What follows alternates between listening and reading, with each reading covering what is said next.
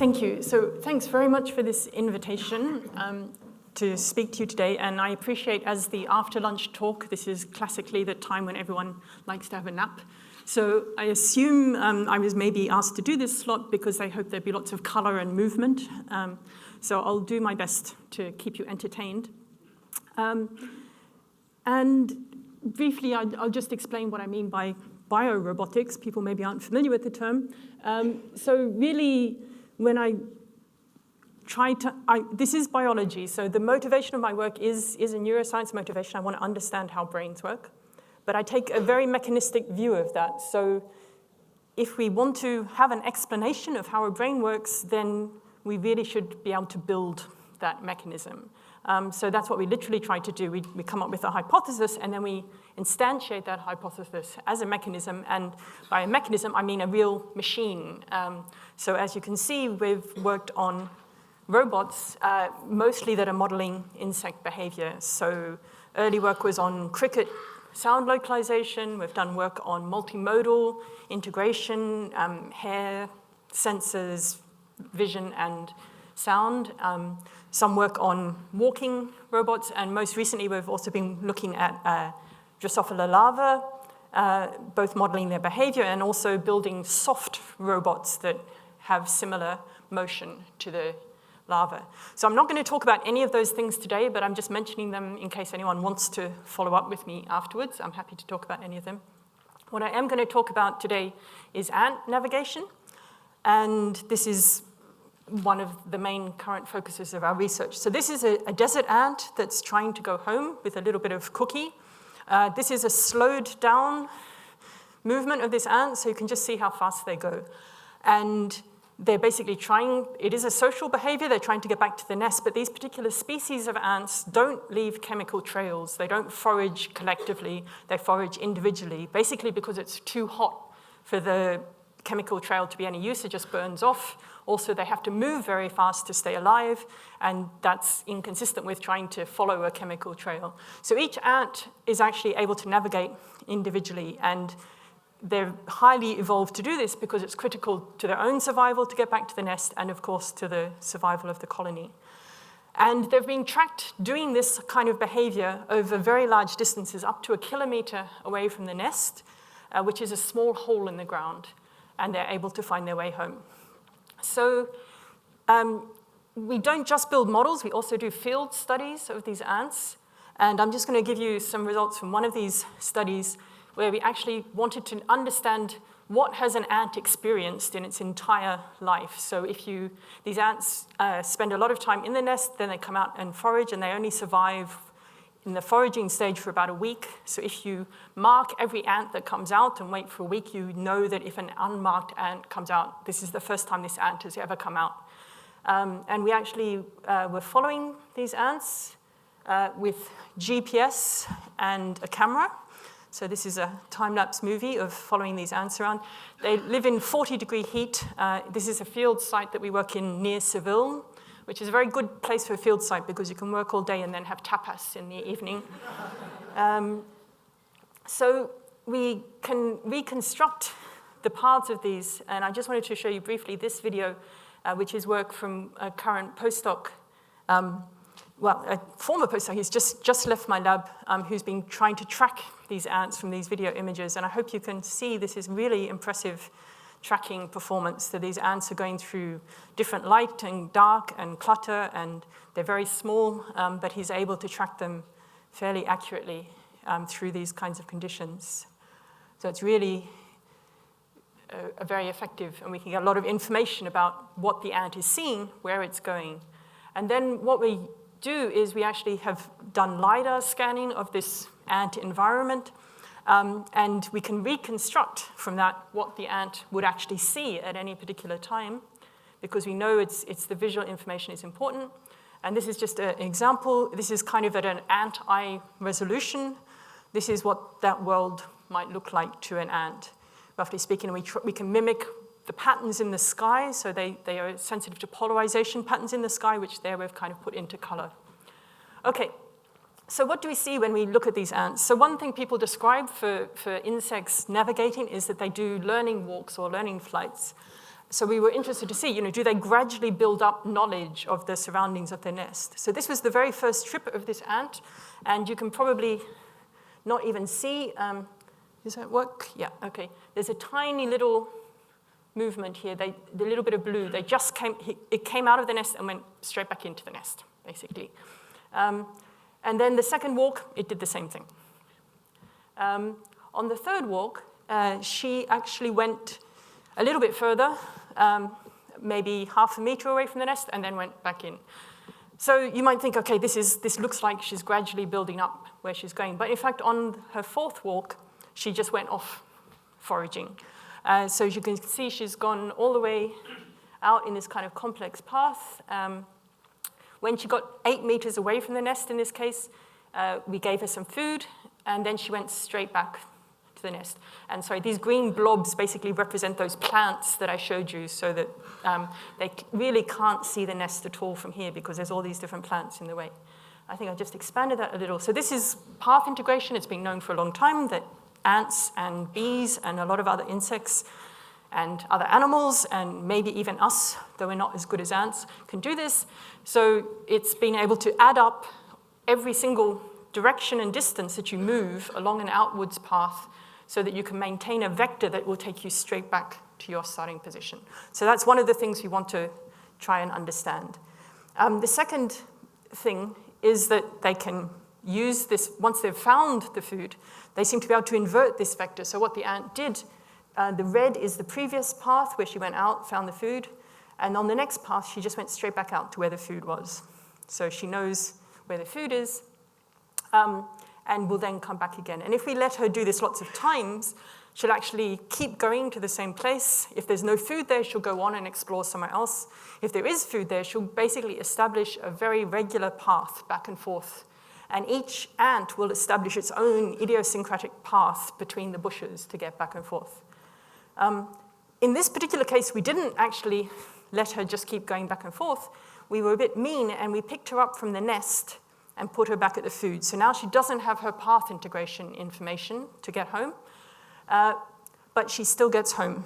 And what you can see perhaps a little here, and I'll show you later some more evidence like this, she wanders around for a little bit, but every time she intersects with the path that she's done before, she can follow it. Okay, she gets a little lost, but then she finds the path she's gone before. And then the last part, she follows the path. So having seen this path at most twice, because that's how many times we've let her go back and forth, she now can recognize where she is along this path and get home from this visual information. And I'm not going to give you all the evidence, but there's lots of previous work that has established this is a visual information that she's using to do this.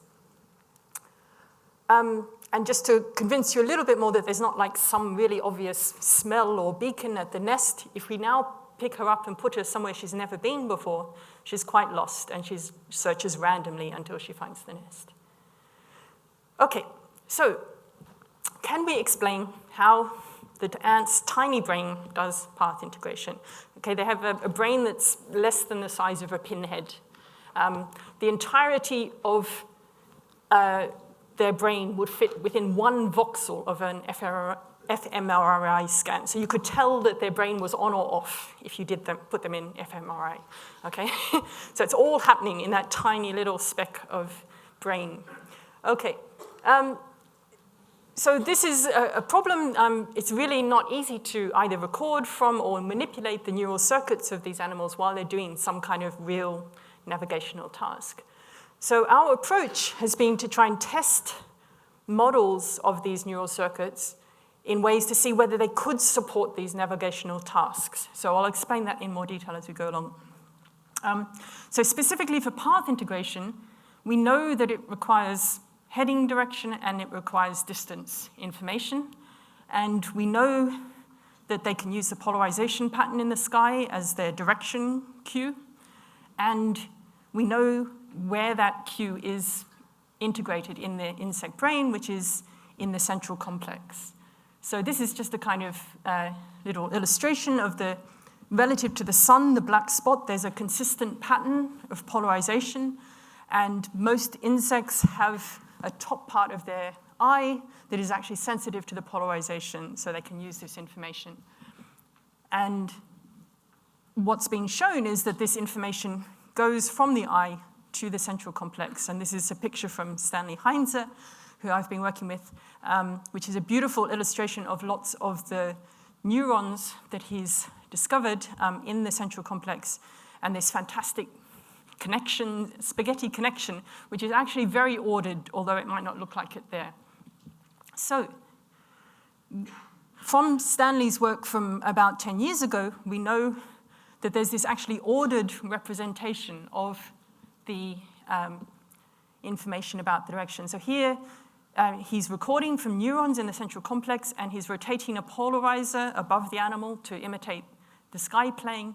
And what you can see is this particular neuron responds for a particular direction of polarization. So as you rotate, it fires. And what he found was that the directional preference falls across this area of the central complex called the protocerebral bridge. And so if you record from a neuron here, it prefers this direction, here, this direction, and so forth. So there's this mapping of the different directions. And these neurons, just for later on to make it clear, it's actually a kind of paired thing. So although there's 16 compartments here, there are actually effectively 8 compartments, because it's the same neuron innervates both, for example, the third one here and the third one here. And it also gets inhibitory connections from other compartments, which is kind of illustrated here. So in this region of the central complex, some of you may have heard the recent work from Seelig and Jayamaran, where they actually found in flies as well that there's a directional representation, a compass representation relative to a visual cue. And as the fly rotates, a bump of activity moves across this protocerebral bridge.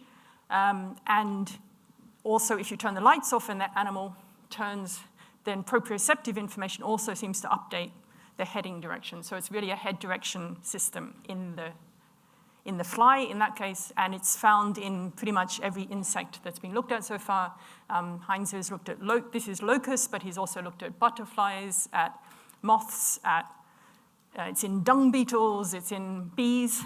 So it's really a common encoding scheme. Okay, and then the new data that we've just published is from Stanley Heinze. This is recordings from bees now. He was recording from bees using optic flow, and in particular using an optical flow stimulus that represented the world moving past you. So if you're flying forward, there'll be a particular pattern of optic flow going past you. And what he found were cells that seemed to respond very well to exactly that pattern of optic flow. So they respond with a large amount of firing, and if the flow is in the opposite direction, they don't fire, and also if it's rotational optic flow, they don't fire. And in fact, the firing rate is very closely linked to the velocity of this optical flow. One little extra thing, he then looked to see what the receptive field of these neurons were, and I should really make it very clear, when I say neurons here, I'm meaning literally one neuron per hemisphere, okay? This is one cell, and there is just this one cell. There's another cell that also responds to similar things, but we're literally talking about one neuron. So he looked at what happens if you just have a bar moving, so you can get the kind of receptive field of this cell. And what he found was that this receptive field, the neuron preferred motion in a particular direction for half of its receptive field, and then in the opposite direction for the other half, which is what you expect for a flow stimulus. But what I want to emphasize here is that the actual crossing point, maybe if you look at this one, so the region in which the optic flow was, the direction sensitivity was one direction, is from here, and then from here it prefers the other direction, which is shown in yellow. And this crossing point is not at 0 degrees, which is what you'd expect for a directly straightforward flight. It's actually at about 45 degrees to one side. And for the other cell on the other side, in the other hemisphere, it's 45 degrees to the other side. So why should it be 45 degrees offset? This actually turns out to be really interesting. What it means is that for an animal that's heading in a particular direction, or it's facing a particular direction, that's the compass information it has. but its movement might not be in exactly that direction. So if you can imagine a bee might be flying and side slipping, even ants or other animals, if you look at them walking, they can walk sideways as well as forward. And what you need for path integration is your motion over the ground, not your motion necessarily relative to your heading. So what's actually happening here is that you're getting a projection of your actual motion vector into a kind of orthogonal basis to the 45 degrees to the left and right. So I've tried to illustrate that here. So this is the actual heading direction of the animal, as in which direction it's facing, its head is aligned. And 45 degrees to each side is its preferred direction of motion for these two cells. And then this is its actual motion, which is not exactly aligned with the way it's heading. And what you can see is that that's going to activate the one on this side a little bit more and the one on this side a little bit less. So between them, you're representing the actual motion of the animal over the ground. Okay? So the left and right sides are giving you what's called holonomic, can represent holonomic motion. And it's in a geocentric frame, at least relative to the sky, so I maybe should say sky-centric frame, because it depends on this compass cell. So which of these cells, which direction cell is activated depends on this compass. Okay, so the hypothesis arising from this is that maybe we now have the direction information, we have the direction information and the speed information. These brought together will give you path integration. And Stanley also had identified particular cells in the central complex that in fact make exactly this connection. So they connect they get input from the speed neurons and they get input from the compass neurons. And although for purposes of illustration, I've kind of drawn it, I'm going to be drawing it as one neuron, there's actually for each column, there's around 20 of these neurons which could form a recurrent circuit for integrating the information. That's our current assumption. So the basic idea is that for each direction of motion you might be going, you're integrating the speed in that direction. So collectively, as a kind of population code, you have your home vector represented. And this actually closely resembles a model that we proposed 10 years ago, really with no anatomical basis at all, just as a hypothetical way that path integration could work, which is that you had direction cells, head direction cells, if you like, and that these would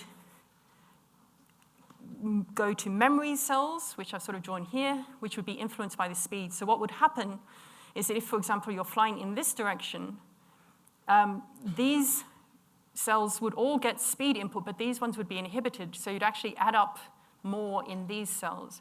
And similarly, if you're flying in this direction, you'd add up more in these cells. So if you can imagine if the animal is zigzagging back and forth this way, in the end, it will be these cells that have the highest activity, which is representing the home vector. It's the way you want to go home.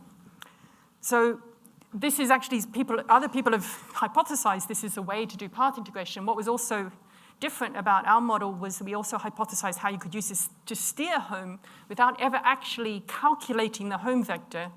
You want to use this population code to get you home. And what we proposed was that you could have a connection like this, that the direction cells could also inhibit these cells that tell you whether you should turn left or right.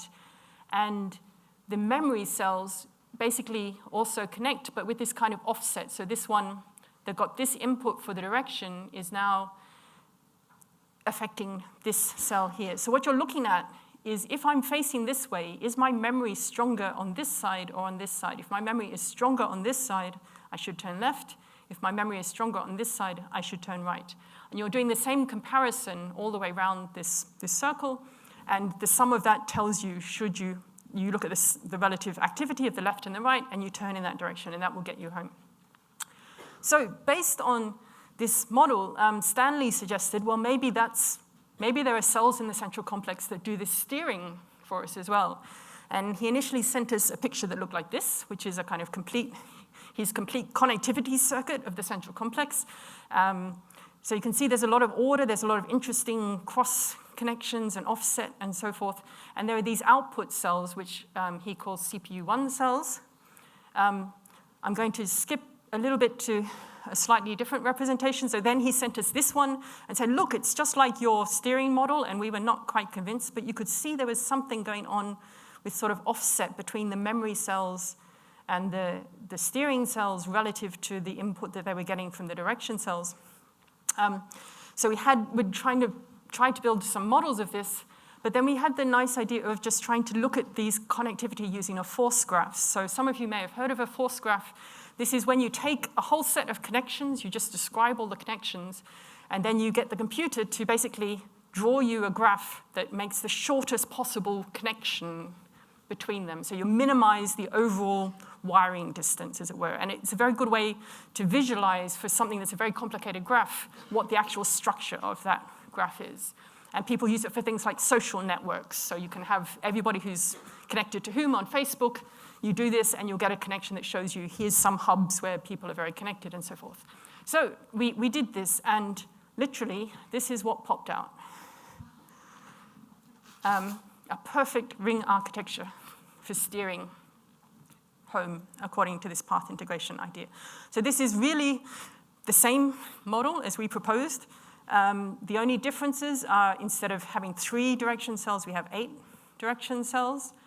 And there's this little wrinkle that these, the cells, so this one, these memory cells are actually influenced by this preferred direction of motion. So half of them are getting a preferred direction of motion with this direction, so that's why this one is offset a little bit this way, and this one's offset the other way because it prefers 45 degrees that way. But you've got the same thing that you're connecting across to this cell over here. And I guess the other difference to note here is that what's happening is if you're facing this way, you're comparing that to your memory to this side or this side, and you'll notice that this one sort of seems to be going to right, which is the wrong way to turn. But in fact, R and L here refer to the side of the animal, not to which way you turn. So you can imagine if you're more active on the right, you walk faster on the right, or you flap your wing faster on the right, means you turn left. So we can get the same turning behavior. But probably most convincing way to see this is to actually just show you the whole thing in simulation. So this is our little simulated bee. And you can see that it's flying, not always, sometimes flying slightly sideways. And as it goes further and further up, you can see the direction cells are always the direction it's facing. And the memory cells are gradually accumulating memory in the opposite direction to the way it's going. And then when we tell it to drive home, the left and right cells control it and take it basically straight home. And what also happens is that if we've got nothing to tell it when it reaches home, but because the memory has now rebalanced, we actually get this completely emergent search pattern coming out as well. Because each time it goes away, it gets pulled back in, and so on. So this is work literally was published 2 weeks ago, I think, in Current Biology, if anyone wants to look it up. So, and done by a really excellent PhD student of mine, Tom Stone. Okay. So we can, because we're simulating this, we can run thousands of trials to see how well it works. And it will do things like if it's trying to get home and we put barriers in the way, because this path integration is happening all the time, it will just always correct for those and go back. You know, it will keep trying to go directly towards home every time it hits a barrier. We can run it for different number of steps. So at a certain point, the memory saturates and it gets worse, but it can go up to 1,000 steps. And we can add neural noise to the simulation, and it's actually quite robust to noise of up to 20%. Okay, so in the interest of time, I've got a little time, not doing too bad.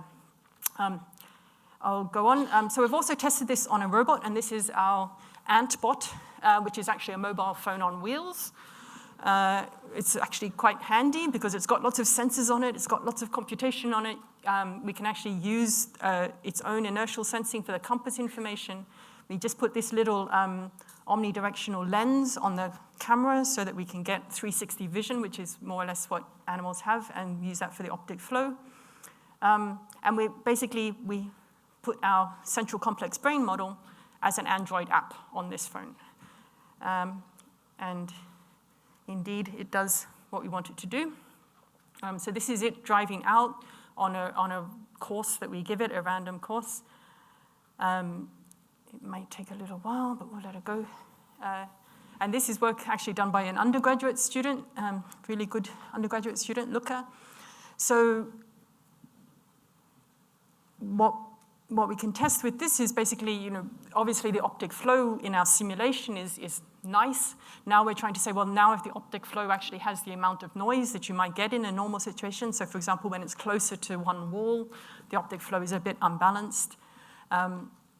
But it still works pretty well, and so now I think it's about to come back home.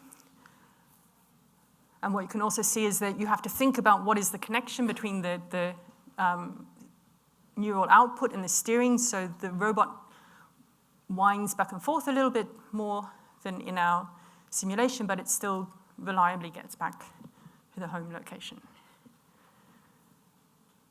Okay, so that's the path integration. Can we explain how the ant's tiny brain also does visual route memory? So I said, if you pick up the ant and put it back at the food, and it's done this before, it can still get home even though it hasn't got path integration. And this was some testing we did where we had ants that had established fixed routes. So this is a particular ant that always went out this way to the food, always came back this way from the food. And if we pick it up from the food and put it halfway along, it could follow that route fine. Pick it up from the nest, it would follow the route fine. Put it over here, it would search around, and as soon as it crossed the route, it would follow the route. So that's what they seem to be capable of. It seems like quite a tough task, so we tried to get the ant's point of view by taking lots of pictures low to the ground, and this is work done by Michael Mangan, a postdoc in my lab. And this is kind of simulating what the ant would see. So at the top, we're showing the route from the food down to the nest. At the top of the actual pictures, this is kind of just a reconstruction, and then this is more like anti-resolution. So once you've seen this once, the ant can see it once and then follow it again, okay? And it just looks like impossible because it's all just grass, okay? It all looks the same. How could it possibly visually remember this route and follow this route again? So we were inspired by some work from a group at Sussex who also work on these ants, who suggested that maybe the ant doesn't remember exactly where it is on the route, but what it does is it recognizes that it's just seen things before, that things look familiar. So if you've walked a route before and you're walking it again, as long as things look familiar, you keep going, and if they don't look familiar, you stop and you look around, and in the direction that you look, things look familiar, that would have been the route you were going before. So you can follow a complete route just by looking for familiarity. And in fact, so this is kind of the algorithm they propose, that when you first go along this route, you store every view, really just literally storing the pictures as pixels. And on the next run, at each position, if you look back and forth, you look for when do I get the best match in this view. And you compare what you currently see to everything you remembered, so there's no ordering of the images. And if you do this, it actually works quite well. So this is sort of illustrated here. These are a set of 80 views along one of these simulated pathways. And as you swing backwards and forward, if you're facing in the same direction, the view looks the same. And as you move further from that direction, it looks more different. So you have this kind of valley of similarity. And you can run along this valley of similarity and get home. So that sounds good as an algorithm, but how could that be done in the brain of an ant? So this was our next hypothesis, was that maybe the mushroom body of the ant or the insect could do this. So some of you will know that the mushroom body is an area in the insect brain that people know is involved in olfactory learning. And this is a simplified diagram, but it illustrates the principle that you basically have olfactory input. It gets projected into this area of the brain called the mushroom body, which has a very large number of parallel fibers. And it forms a little kind of sparse pattern there. And if you give reward at the same time as that sparse pattern is activated, then you change the output neurons, the output synapses, and you have output neurons from the mushroom body that will respond differently to the odor after the learning. So we just hypothesized that you could do exactly the same thing with vision. So it's just another pattern. We just literally took the raw images, we project them into this kind of higher dimensional space of a large number of Kenyan cells in the mushroom body, so that each different view forms a different sparse pattern. And then you just remember each of these sparse patterns in a very simple way. You just change, every time you see one of these patterns you want to remember, you change the weight of the synapses so that when you see that again, you get a different output from the output neuron. So I've explained that quite fast, but I'm aware of the time and what I want to get through. So again, do ask me afterwards if you want more detail. So basically, we literally took, we already had this model of olfactory learning that we'd built and tested and played around with different odors and stuff. So we just took exactly that model and we put pictures into the model, and it works very well. So this again sort of shows you a simulation. So this is what the input was. These are the views that it's remembering, and it's able to follow these paths, which are paths, actual ant paths that we're trying to recreate. And if we counted how many errors they would make along the path, and this is just comparing if they just got a tendency to go in one direction, but otherwise don't know which way to go, versus this perfect memory algorithm where they actually literally have the pictures and compare the pictures to our mushroom body algorithm, which is only slightly worse at doing it. So it's actually possible to follow these paths of up to 100 different memories with this mushroom body model. And we also put this on the robot. So this is just testing it in a little kind of simulated ant world. But I think this video just helps because one of the nice things about using a mobile phone as a robot, you can also kind of look at the phone and see what the robot is seeing at any point in time. So you can see it's basically zigzagging, it's scanning more when things are unfamiliar. So we didn't really need the noise, but that's okay. Yeah. So we can see this, it's got a very coarse resolution view, so it's very compact to store it. And we also actually took this robot out to the ant field and tested it there. So here it's scanning back and forth at every point to see if it can remember and picking the right direction to go along the route. Okay. So I have a little bit of time left, so I'm going to jump into my third little topic. Hopefully I won't rush over it too much, and if I do, again, please ask me. So we have these two mechanisms. We have a brain mechanism for path integration, a brain mechanism for visual memory. How do these two things interact? And I'm not going to tell you the brain mechanism of how those interact, but just discuss a little experiment we did about this interaction, where people have shown that if you put these things in conflict so that you pick up the ant while it has a certain path integration, and you put it down somewhere so that its visual memory tells it it should go in a different direction. Ants seem to go somewhere in between those two. And we thought we could use this to actually probe whether ants are doing optimal cue integration. So basically you can use maximum likelihood or Bayes' theorem to come up with a weighting that you should give. If you have two cues, you should weight them inversely to the variance. So if one cue is more reliable, you should use that weighted more highly. And people have there's a huge number of experiments now, but one of the earliest ones was by Ernst and Banks, where they had conflict between a haptic cue for the size of an object and the visual cue for the size of an object. And then they increased the visual noise by making the visual input fuzzier and fuzzier, and they found that people changed their weighting of the haptic versus the visual cue in a way that fitted really precisely to what would be predicted by optimal cue integration. So we tried to do the same thing for ants. So in this experiment, what we did was have the ants run. They had a familiar route here, and then we'd pick them up after they'd run out different distances so that their path integration was in a different state. And I won't go through the maths, but basically from the principles of how path integration works, you can actually estimate how much variance you should get for a distance you've gone. So the further you go, the less certain you are about how far you've gone. But it turns out, in fact, your angular error decreases. So you can imagine if you're further away, the angle that you want to go back narrows, and it actually narrows in you can actually get a precise expression for how much it should decrease in variance. So if we plug that into this optimal equation, we actually get a precise prediction of how much they should depend on path integration versus the visual information as they go further and further, as their path integration increases. And to cut a long story short, we found that, in fact, it does depend on this. So if we just look at these ones, so this is where an animal has 0 path integrator. It basically goes towards the familiar view. If it has 1 meter on its path integrator, it goes somewhere in between. 3 meters, it goes more towards its path integration. By 7 meters, it's going towards its path integration. And if we tried to fit this data with the prediction that we made, the prediction is actually the red line here.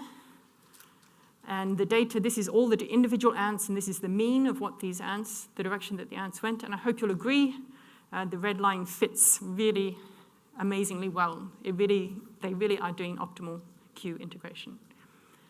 Okay, so I think I'll skip that one just for time, and just mention that, we're getting somewhere with trying to understand these neural mechanisms.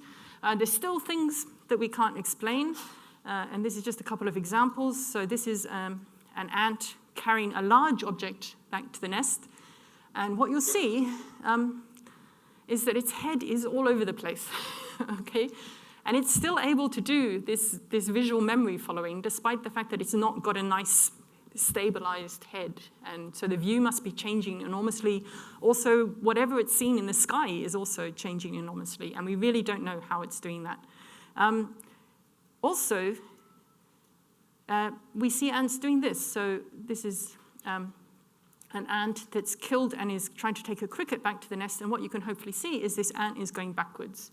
And I just said the way it gets home is by looking until things look familiar. If it's going backwards, then that can't be the case. And actually, it turns out we've just published a recent study that shows that this little turnaround that they do, that they are actually peaking occasionally forward, and then they can go backwards. And if they don't peak, they don't go in the right direction. Okay, so let me go to my conclusions. So as I said, it's quite hard to do a kind of direct connection of field studies of animals to the neural mechanisms. So we're trying to do this by modeling, creating the link between the real problem, which we can put into a robot, so it really is a real navigation problem, and then we can check if our model will actually do it. So we can at least demonstrate the plausibility of particular brain algorithms to be implemented in an insect brain. And we also, from this method, we gain more insight into the functions of these different circuits. So the mushroom body architecture, most people say it's a system for doing olfactory classification, but we actually think it's a more general purpose multimodal associative network. The central complex architecture that I've described actually seems to be something that can support holonomic and a distributed Cartesian encoding of the home vector. And in fact, this mechanism for steering that I described doesn't have to work just for path integration, but could actually work for any other kind of information that the animal has, because what it does is to compare the current heading of the animal to some memory of a heading it wanted to do. And that could be a migration memory of a direction relative to the sky that this animal has to migrate over thousands of miles, or it could be a very short-term memory of there was an interesting object over here and I want to turn back in that direction in the near future. So that's one of the directions we're looking at now. So let me just thank the people who did this work, particularly Michael Mangan, who got me into the whole work on ants in general, and Fei Peng, who built the mushroom body model, and Thomas Stone, who built the central complex model. And of course, our collaborators, and particularly Stanley, who did all the neurophysiology, and our funders, and thank you for listening.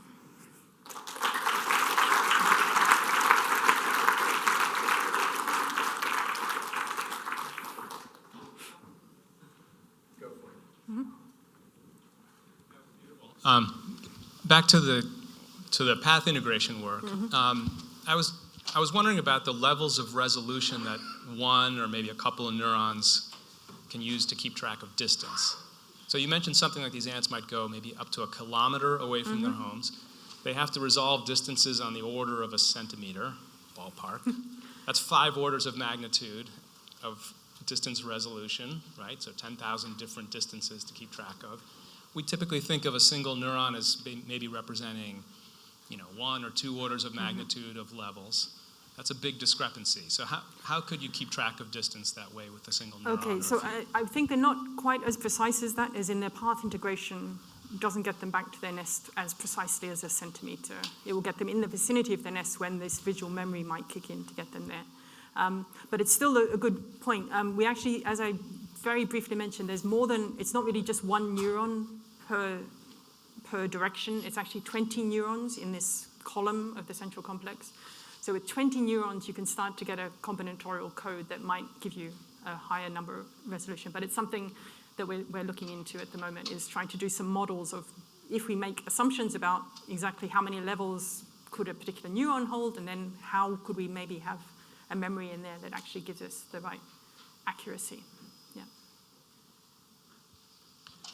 Barbara, I'm sure you're familiar with the work of Vivek Jayaraman and Janelle working on a somewhat similar problem, representation of heading and doing circuit dissection in Drosophila, and coming to the conclusion that there's this ring attractor mechanism. Yep. And when you got to your sort of summary for your read in and read out mechanism, superficially it looks kind of like a ring attractor. Is that deceiving, or to what extent is that biology and your computation really? So the direction part of our circuit is really the same. Okay, so we actually proposed there was a ring attractor before he found it was a ring attractor, but we didn't publish it. So, but he knows that we did. He saw me talk about it. So that part of the circuit is just the same. It's the extra part that does the path integration and the part that does the steering that hasn't been kind of looked at in Drosophila yet, because there's only very recent evidence that maybe Drosophila actually do path integration. That's a recent publication from Michael Dickinson suggesting they do. Just a very quick additional question. How can the animals do multiple path memories? Can they remember, do they interfere with each other? They only remember the last one they were exposed to? So they can do multiple path memories. We recently did an experiment where we taught them one path. We had a kind of figure of 8 things, so they did one path and then they did the other path. And we wanted to see, do they remember, if they're coming on this path, do they remember that they were on this path and go this way? Or is it just all of those memories are all mixed together and they just follow whichever? And what we found was, in that case, they were happily switched from one path to the other. So it seemed as though the sequence wasn't part of the memory. But that's probably a simplification. I think it's not quite as simple as that. Mm-hmm. Yeah, there's one more question. Do you know what the memory mechanism is? It seems like it has to be both fast and store a lot for working memory. Yeah, we have a few hypotheses about that. People have looked, particularly, I think it's oculomotor circuit that people have looked at a lot, that there's a circuit that seems to hold the position, information about the position of the eye, that needs to do exactly the same thing. It needs to integrate activity of the motor system, but then hold it for a long time. Potentially for the ants, they can hold this memory for quite a long time. So that's the kind of circuits that we're looking at, and people have modeled those circuits in a couple of different ways. So that's where we're going with that. But we don't really have the answer to that at the moment. Yeah. One more in the back. It's very cool. Hi. In your model of the mushroom body, how does the memory capacity scale with the number of neurons in the mushroom body? And can you make a prediction on the total travel distance that it can rely only on visual cues? Let me see if I can find. We actually did a study of that, and I had it in a hidden slide in here. No, maybe I took it out. Let me just check. No, I've taken it out. Okay, yeah. So we actually did an analytical model of if we just assume the Kenyan cells are kind of a binary representation, and we switch the synapses on and off, we could actually come up with an analytical solution for how many memories you should be able to do before the memories start to interfere with each other, and estimated that for the size of the number of Kenyan cells that we think the ant has, which is about 100,000, that you could remember easily hundreds of images. Yeah. 100 of images that correspond to what kind of distance? Well, that's another thing. So basically, the further you need to take images as often as things change. Okay, so if you're in a very sparse environment, then you don't actually need that many images because you can see things. And if you're in this cluttered environment that we're working in, then you need to take images more often, but then they don't go for such long excursions. So we think we're in the right ballpark at least. Yeah. Thank you. Barbara, thank you for a fascinating lecture. Thank you.